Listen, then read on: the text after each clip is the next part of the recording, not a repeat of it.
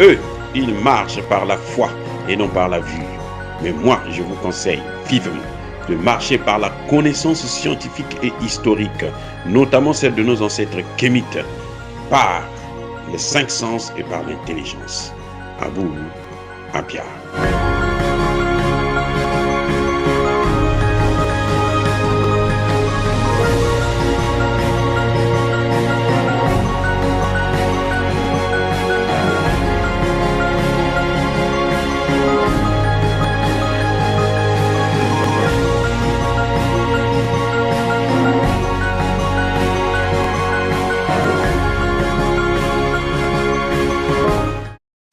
Pas tous, bienvenue sur la chaîne des panafricanistes par essence, par conviction et par excellence. Celle des citoyens qui émettent par nécessité et obligation de combat. Nous sommes une chaîne qui n'est guidée que par nos ancêtres et rien que par les ancêtres qui appartiennent à l'égrégore du monde noir. Par conséquent, nous ne croyons en aucun Dieu venu de l'étranger. Toutefois, cette vidéo n'est aucunement destinée à inciter à la haine ou à la violence, car nous menons un combat qui est d'abord et avant tout spirituel, intellectuel et démocratique. Ensuite, il est politique, géopolitique et géostratégique. Contre l'impérialisme, le colonialisme, le néocolonialisme et l'endocolona, qui sont tous qualifiés de crimes contre l'humanité. Nous menons ce combat sur la base du principe fondamental que nous avons hérité de nos ancêtres kémites, qui est celui de la Mahat, c'est-à-dire solidarité, vérité et justice.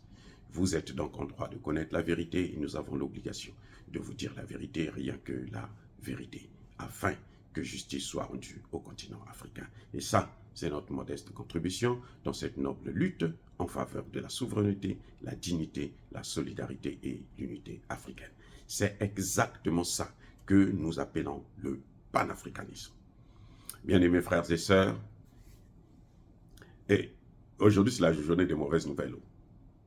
C'est d'abord, on apprend maintenant, on est confirmé, on a la confirmation que Tshisekedi, justement, a négocié avec Israël pour que Israël puisse coloniser la bande de Gaza et déporter un certain nombre de Palestiniens au Congo. Alors que c'est le combat que nous sommes en train de mener contre le Rwanda et le Burundi et les autres, l'Ouganda plutôt et les autres pays qui ont une frontière avec le Congo. Mais vous savez, il y a encore une autre mauvaise nouvelle qui tombe, c'est que les amateurs, les spécialistes des Occidentaux vont vous dire que le CFA, c'est la meilleure monnaie au Ghana et au Nigeria. On nous fait croire qu'au Nigeria et au Ghana, on trouve que le CFA, c'est une très très bonne monnaie. Pas dans les pays francophones. Hein. Un pays qui n'utilise pas le CFA, mais c'est lui qui trouve que le CFA, c'est une bonne monnaie. Mais je me pose la question de savoir, mais pourquoi le Ghana et le Nigeria ont bloqué l'écho d'Emmanuel Macron? Parce que l'écho d'Emmanuel Macron, là, c'est exactement le CFA. Hein. On a seulement changé de nom. Ce sont les mêmes pays qui ont refusé ça. Mais eux, ils trouvent que non, le CFA, c'est bon. Ou ce sont des criminels, ce sont des bandits, des hypocrites, ou bien il y a un problème avec ces gens.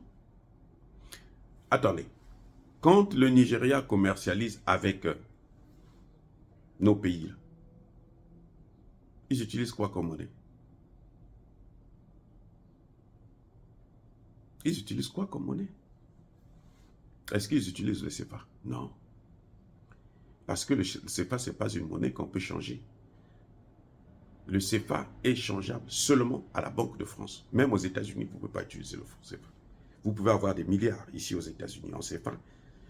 Vous ne pourrez jamais les utiliser. Il faut que la Banque de France puisse les convertir pour vous.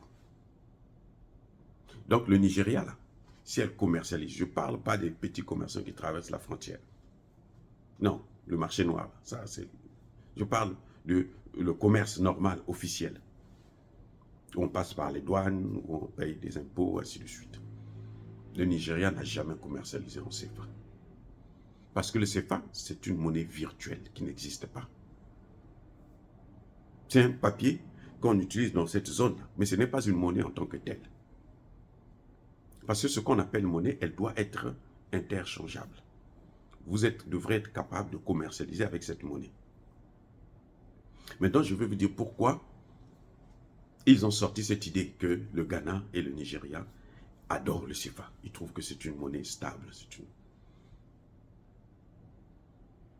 Ils auraient pu contacter. La France serait très contente, hein, Emmanuel Macron, mais il va sauter si le Nigeria dit que moi je change de monnaie, je veux utiliser aussi le CFA ou le Ghana. Emmanuel Macron, ça dit que toute la France va faire la fête. C'est que vous ne savez pas, c'est ça justement la réalité. Donc, ils n'ont qu'à rentrer dans le CFA. Ce serait nettement mieux. Tout ça, c'est quoi? C'est pour décourager l'AES.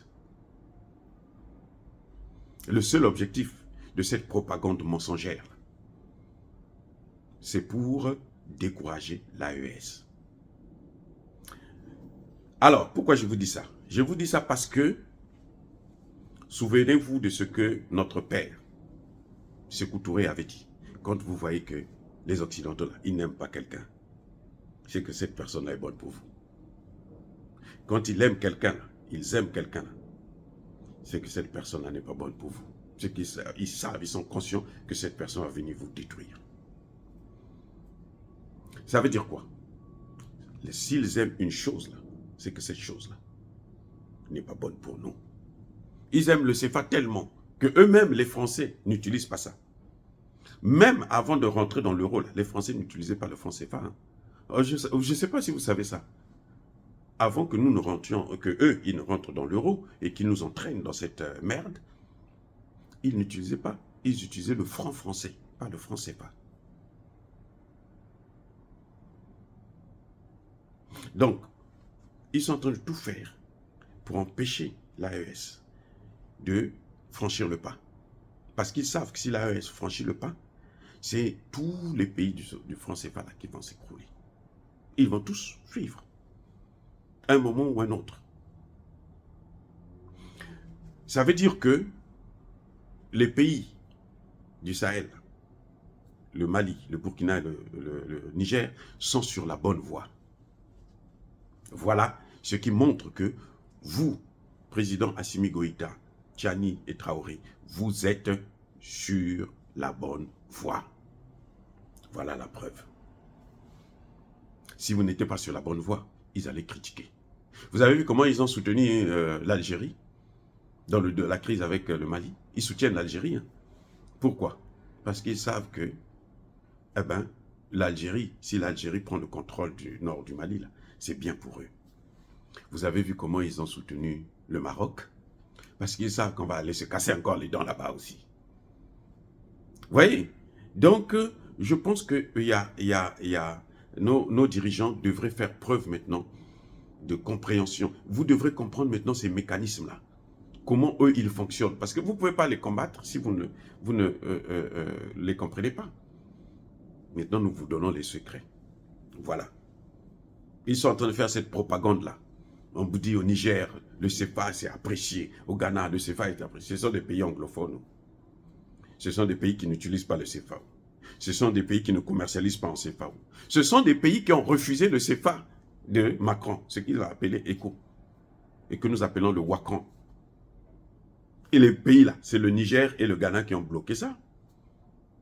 Et ils ne sont pas prêts à accepter ça. Même si les chefs d'État larbins qui sont là en ce net moment le veulent, mais la population, les parlementaires, nigériens, et nigérians plutôt, ghanéens, tels que nous les connaissons, nos frères là, ils ne vont pas se laisser faire. Ce n'est pas comme le Congo où Tshisekedi peut décider de prendre des terres, de donner à un autre pays, et il n'y a aucun parlementaire qui se lève pour dire, mais attendez, c'est quoi ça? Aucun. Tous. Mais ils ont 21 000 $ américains par mois. Ils vont dire quoi? Pour eux, c'est la belle vie. Mais ils pensent qu'ils vont être parlementaires à vie. Non, et quand ils vont quitter là, ils vont se retrouver dans la même situation et leurs terres seront dans les mains des Palestiniens. Vous avez vu ce que Mugabe a subi? Tout ce que Mugabe a subi là, c'est pour seulement la récupération des terres. On va vous dire, non, ils viennent pour 10 ans. Après, ils vont repartir, ils ne repartiront jamais. Les Libanais, là, vous avez vu un Libanais repartir? Non, ils repartent avec l'argent pour aller investir chez eux. Oui. Puisque depuis qu'ils sont là, eux, ils se développent, mais nous, on ne se développe pas. Il y a quelque chose qui ne va pas. Non. Oh, bien aimés frères et sœurs. Donc, le CFA, là, c'est la pourriture. On a assez fait des débats là-dessus. Le professeur Agou a même écrit un livre et toutes les informations sont sur la toile. Donc, je ne veux pas revenir là-dessus. En tout cas, mon problème, c'est de rappeler aux dirigeants de l'AES qu'ils sont sur la bonne voie. Et il faut qu'ils aillent très vite. Parce que les autres, ils ne dorment pas. Hein. Ils ne dorment pas. Vous savez comment le Centrafrique est tombé? Le Centrafrique avait commencé à faire des pas, Bitcoin, et puis après, bon, on se disait qu'il va aller vers le changement de la monnaie. C'est fini, on l'a rattrapé. Plus vous allez vite, plus vous aurez moins de problèmes. Vous ne pouvez pas régler tous les points en une seule fois. Vous sortez la monnaie et on va commencer à l'améliorer petit à petit.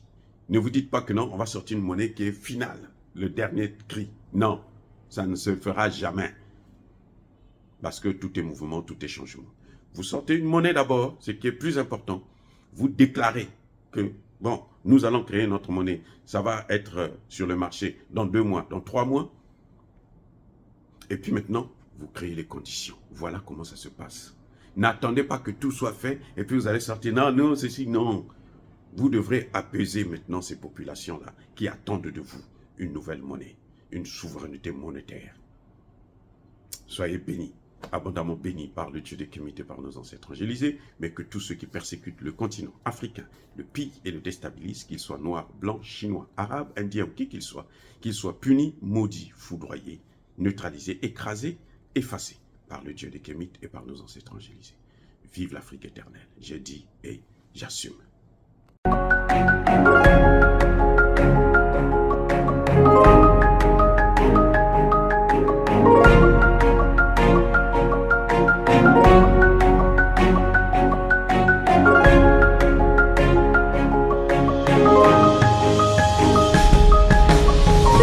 Bien-aimés frères et sœurs, vous connaîtrez la vérité et la vérité vous affranchira. Ça, c'est pas moi qui le dis, c'est la Bible qui le dit.